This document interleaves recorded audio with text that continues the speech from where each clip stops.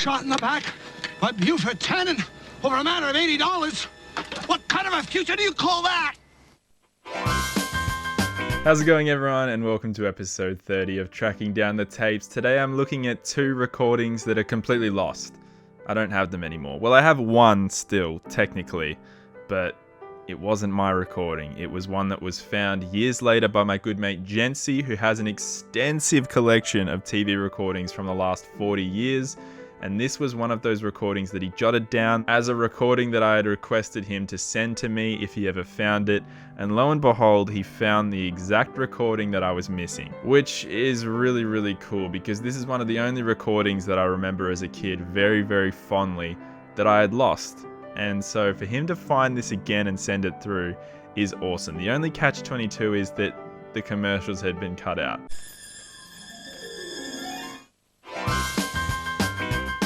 Mom, is that you? There now. You've been asleep for nearly 6 hours now. Which is kind of a shame, but that's not what I remembered from this recording. I remembered the Channel 10 graphics and the throw to the ad breaks, and that is included in this. The only thing I remembered from this recording years later is this clip right here. What a beautiful name.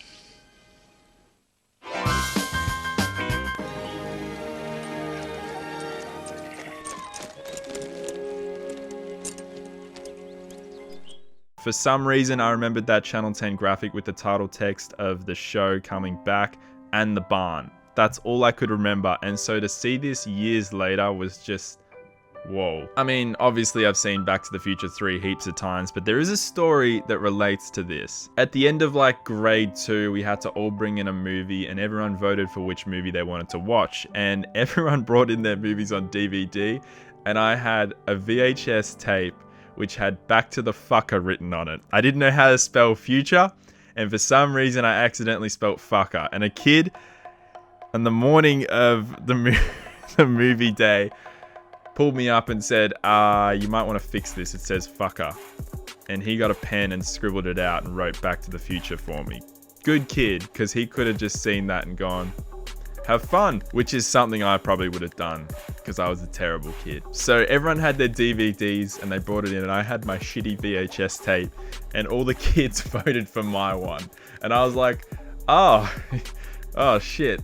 It had all the commercials still in it. So the teacher, every time it went to an ad break, this is a long time ago, had to fast forward. We actually had a VCR at my primary school back in 2007, and I brought this in to play to the class like a month after it was recorded off TV. So that's my memory of it, and the only thing I do remember was that barn shot. So to see that years later was so cool. Basically, that memory is the only reason why that recording holds nostalgic value for me. The other recording that holds nostalgic value is completely lost. I don't have any clips from it, I just have the memory of it. It's a recording of Merlin from Channel 7 Melbourne in 2007, followed by a recording of Family Guy from Channel 7 Melbourne in 2007. I'm pretty sure Family Guy was after the movie, but then again, I've got no idea. And of course, it's the Back to the Future parody episode of Family Guy. And I loved having Back to the Future 3 and the Back to the Future Family Guy parody recorded in the same year, and I was obsessed with these tapes, but I taped over the Back to the Future 3 recording with the Australian Open final in 2010, and the Family Guy and Merlin recording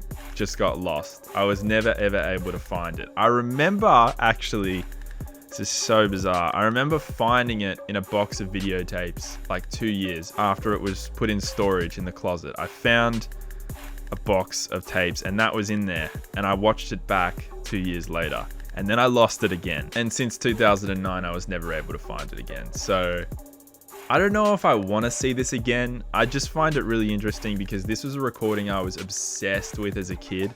Don't know why. I just loved the Channel 7 commercials during that recording for whatever reason in 2007, and I always wanted to find it again when I was a kid. Now I couldn't give a shit. However, if someone watching this has that recording, I will accept it. I would love to see it back. It's been a long time. It's Merlin and then Family Guy straight after, I'm pretty sure. But who knows? It's that Sam Neill made-for-TV movie, Merlin. So yeah, this is another memory episode of Tracking Down the Tapes. I don't really have much to show here. I don't have any commercials, but I wanted to mention these two recordings because they were so significant to me for whatever reason as a young kid. So it's nice to talk about this on Tracking Down the Tapes. Future episodes are all going to have commercials. I'm going to stop making episodes without commercials, but I wanted to talk about this today. Goodbye. Thanks for watching the end.